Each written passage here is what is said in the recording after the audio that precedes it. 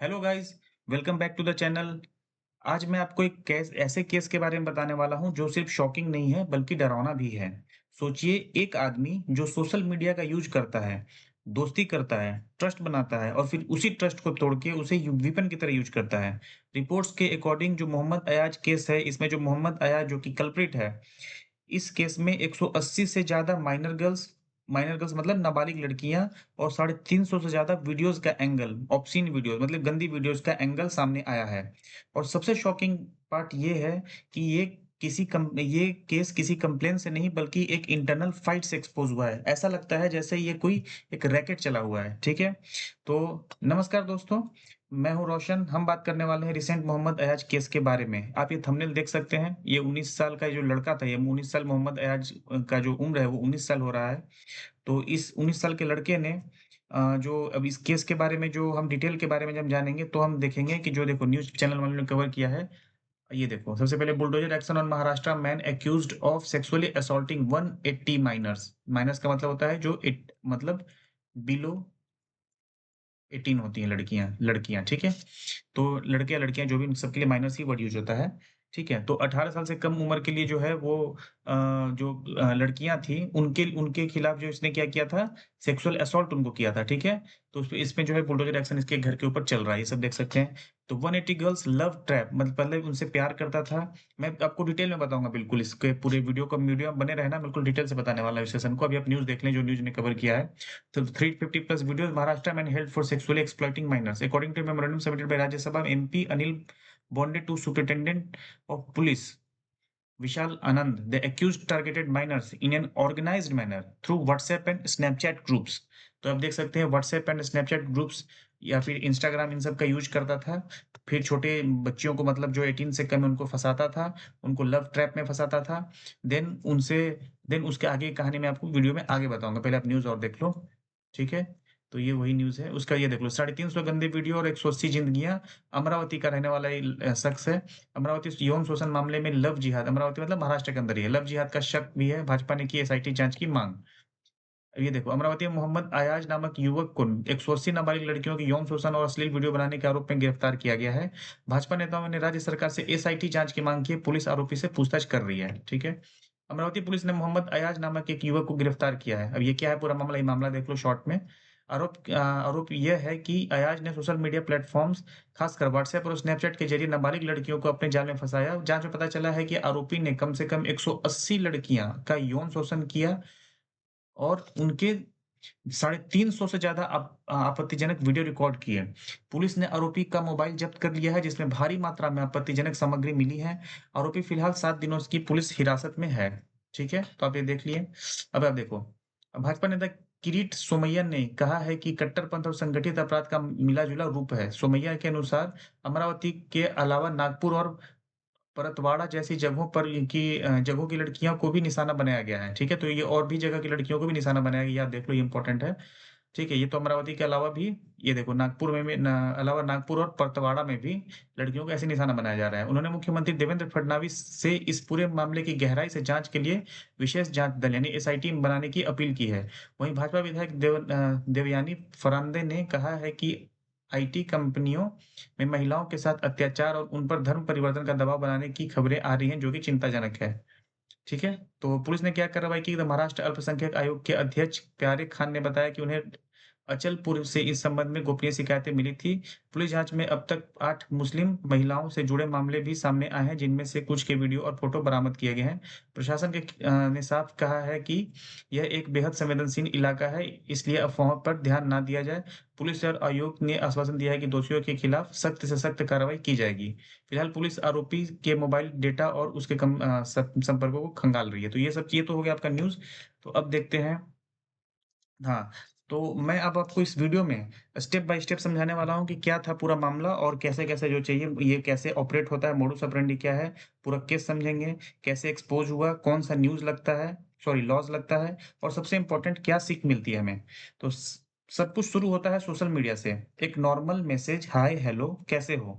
फिर धीरे-धीरे बातचीत बढ़ती है, दोस्ती होती है और फिर एक इमोशनल कनेक्शन क्रिएट होता है। ये टेक्निक कोई नया नहीं है, इसे लव ट्रैप कहा जाता है। विक्टिम को लगता है ये इंसान अलग है, समझता है, केयर करता है और यही सबसे बड़ा टर्निंग पॉइंट होता है। जब ट्रस्ट बिल्ड हो जाता है, तब गेम चेंज होता है, ठीक है? प्राइवेट बातें, पर्सनल फोटोज़ और फिर मीटिंग प्लान्स बनते हैं। रिपोर्ट्स के अकॉर्डिंग विक्टिम्स को अलग-अलग सिटीज़ ले जाया गया है, जैसे मुंबई में, पुणे में और यहाँ से शुरू होता है एक्सप्लॉइटेशन। सबसे डेंजरस पार्ट होता है उसके वीडियोज़ भी बना लिए गए हैं, ठीक है? 180 लड़कियों के साथ यौन उत्पीड़न और 350 से ज़्यादा वीडियोज़ बनाए गए और फिर ये वीडियोज़ बन गए एक वेपन। ऐसे में फिर ये जो करने वाला होता है वो कहता है कि ये लीक कर दूँगा, फैमिली को भेज दूँगा। इस डर के साथ विक्टिम्स को कंट्रोल किया जाता है।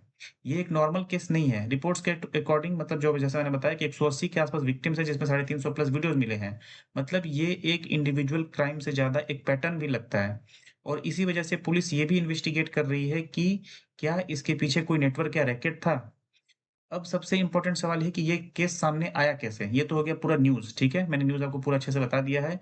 अब मैं बताता हूँ ये केस सामने आया कैसे, ठीक है? तो ये शायद सबके लिए शॉकिंग पार्ट है। ये केस किसी विक्टिम कंप्लेंट से नहीं बल्कि एक इंटरनल डिस्प्यूट से एक्सपोज़ हुआ। मतलब जो मैंने रैकेट की बात की है वो यहाँ पे हो सकता है, कैसे? एक्यूज़्ड और उसके एसोसिएट के बीच में झगड़ा हुआ। मतलब उसके जो साथ में कोई और उसका दोस्त या जो भी था उनके साथ एक झगड़ा हुआ और गुस्से में वीडियो जो है लीक हुआ। वीडियो सर्कुलेट हुए, लोगों ने देखा, पहचाना और फिर पुलिस तक बात पहुँची। सोचो अगर ये डिस्प्यूट नहीं होता तो शायद ये सब पता ही ना चलता। ठीक है? तो अब बात करते हैं लॉ की।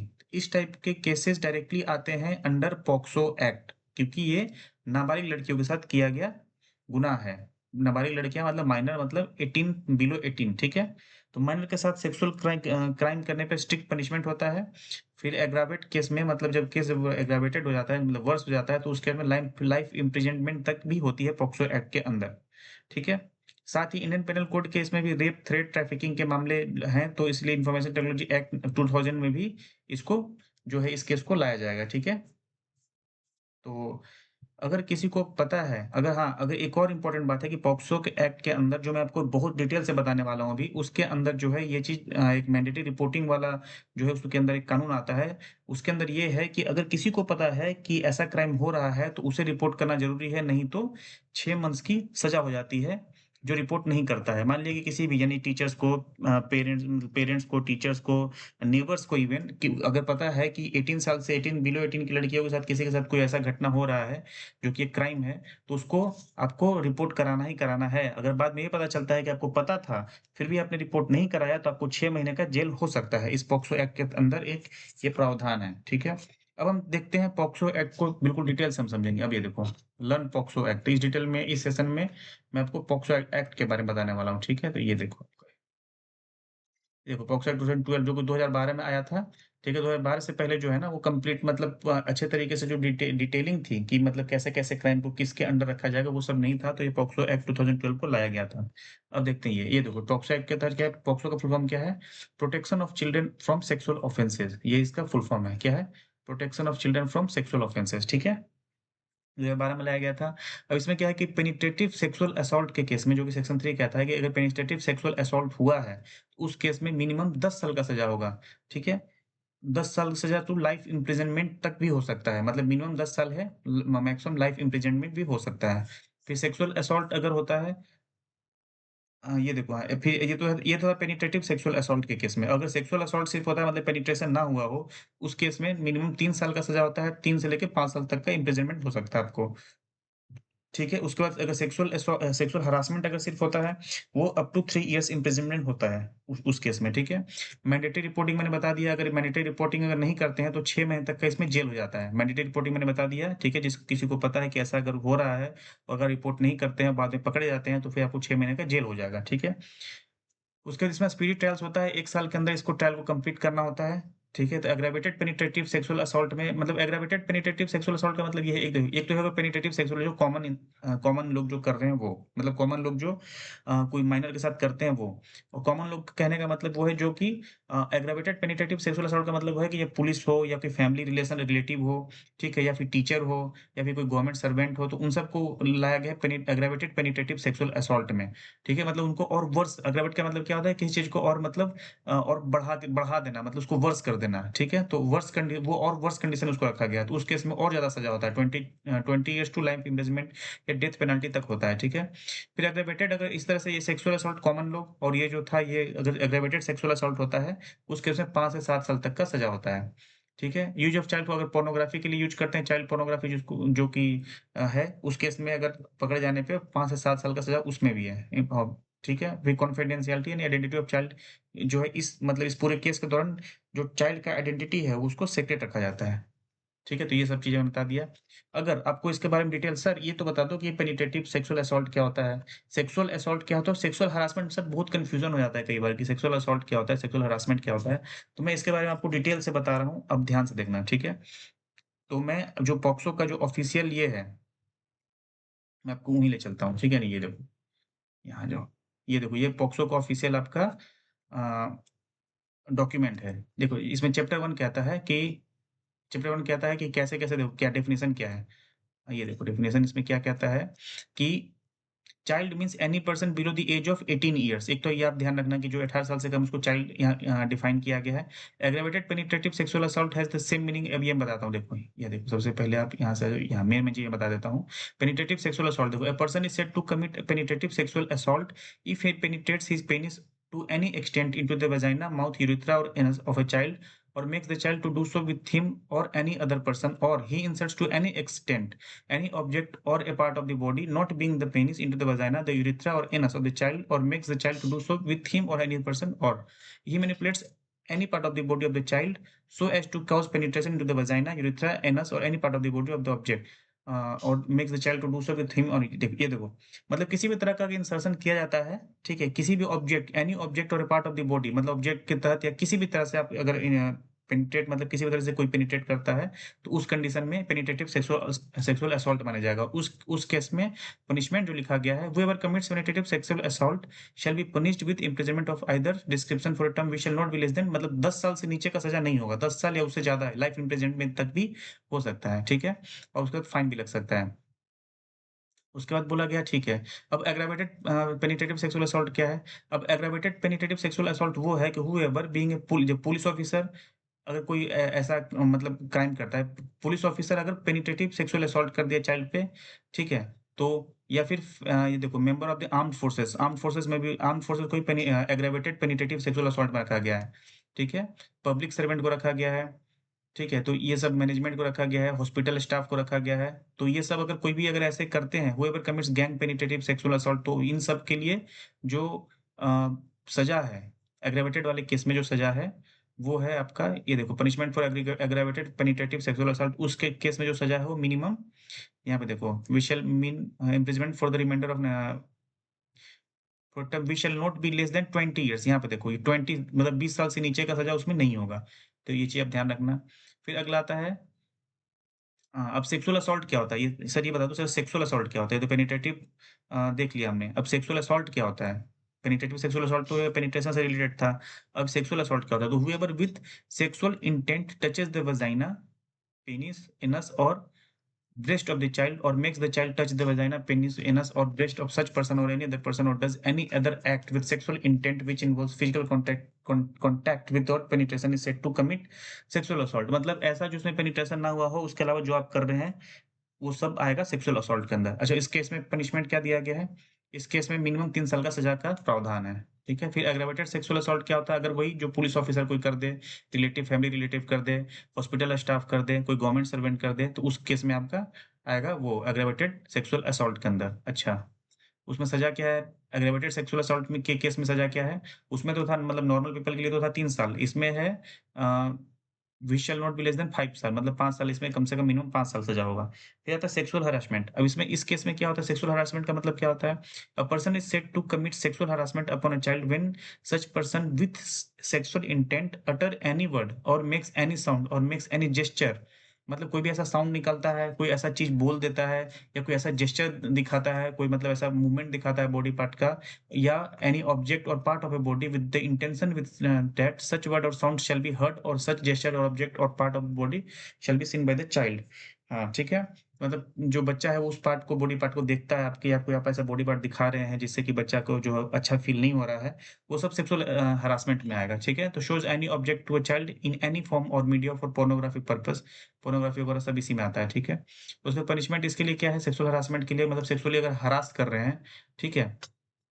तो उस केस में जो है वो सेक्सुअल हरासमेंट केस में मिनिमम विद इन अ, जो है इसमें 3 साल तक का प्रावधान रखा गया है, 3 साल तक का सज़ा का प्रावधान रखा गया है। Use of child for pornography, अगर पोर्नोग्राफिक पर्पज़ के लिए चाइल्ड का यूज़ कर रहे हैं, मतलब जिसको हम चाइल्ड पोर्नोग्राफी बोलते हैं, तो उस केस में जो सज़ा है, कोई भी जो चाइल्ड और children for pornography purpose shall be punished with imprisonment for a term which shell not be less than 5 साल, मतलब उसमें केस में मिनिमम 5 साल का सज़ा होगा, ठीक है? तो ये सब चीज़ें हैं जो मैंने आपको बता दिया है और इसको अगर मैं डॉक्यूमेंट आपको वैसे डिस्क्रिप्शन में डाल दूँगा, अगर आपको और भी पढ़ना है इसके बारे में तो आप पढ़ लेना। अच्छा, एक बड़ा ही इम्पोर्टेंट चीज़ है कि जो पॉक्सो एक्ट है वो जेंडर न्यूट्रल है। मतलब वो लड़का के लिए भी जो बिलो 18 है उनके लिए भी वैलिड है और जो लड़की है उनके लिए बिलो 18 है उनके लिए वैलिड तो है ही। अच्छा हाँ, एक चीज़ और रह गया आपको मैं ये बताना चाह रहा था कि जो मैंने एक और पहले भी एक रेप पे या जो नॉर्मल मतलब ये तो पॉक्सो हो गया जो बिलो 18 से रिलेटेड था। जो नॉर्मल रेप वगैरह का भी जो है चीज़ें मैंने काफ़ी अच्छे से समझाया हुआ है। वो है वीडियो जो है वो अरुणा शॉनबॉक केस जो कि एक जो यूथनेसिया का केस हुआ था उसका जो मैंने उस वीडियो के अंदर अरुणा शॉनबॉक केस बताया था जो कि 1973 में उनके साथ जो हॉस्पिटल की स्टाफ थी, उनके साथ जो एक घटना किया गया था जिसके बाद वो परमानेंट वेजिटेटिव स्टेट में चली गई थी। तो उसके उस स्टेट में जाने के बाद फिर मतलब वो ना कुछ बोल सकती थी, ना कुछ बस ऐसे मतलब देख सकती थी, ठीक है? ना कुछ बोल सकती थी, ना कुछ समझ सकती थी, बस वो देख सकती थी और ऐसे करते-करते मतलब पूरा ज़िंदगी लगभग उनका काफ़ी साल मतलब 1973 से लेके 2015 में उनका डेथ हो गया था। तो आप देख सकते हो मतलब काफ़ी साल जो है लगभग 40 साल का ज़िंदगी जो है वो बेड पे ही बिताई और बेड पे बिता के मतलब वहीं पे अपना जो भी है वॉशरूम वगैरह सब कुछ वहीं पे मतलब करना मतलब चल भी नहीं पाते थे, ना चलना, ना घूमना, ना हैंड मूवमेंट कुछ भी नहीं होता था। बस अ, आँख से बस देख सकती थी, ठीक है? तो ऐसा उनके साथ ऐसा जो हॉस्पिटल का एक स्टाफ जो है, वो कर दिया था, ऐसा उनके साथ घटना कर दिया था।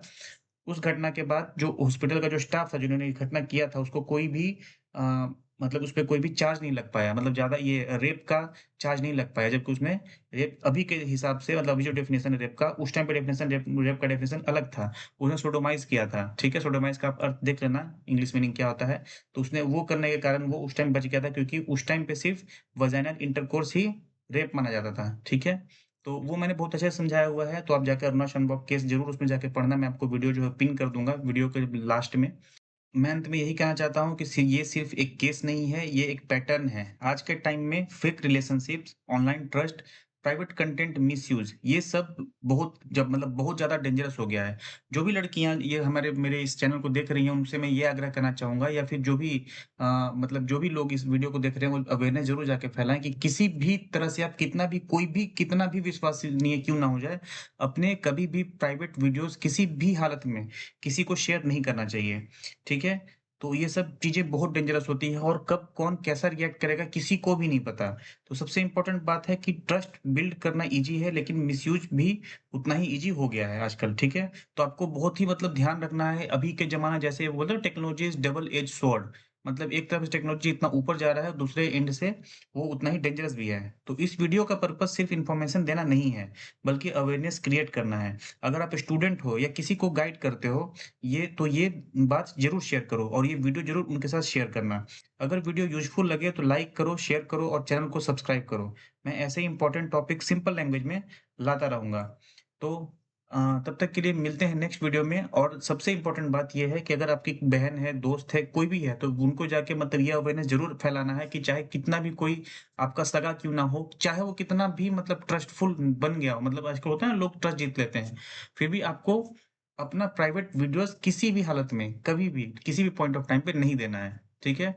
वही चीज़ वो फिर बाद में उसको जो है यूज़ करके फिर लोग जो है वो बहुत तरह का मतलब चीज़ें करते हैं, डराते हैं, धमकाते हैं और फिर आपसे किसी भी कोई भी चीज़ मतलब करवाते हैं।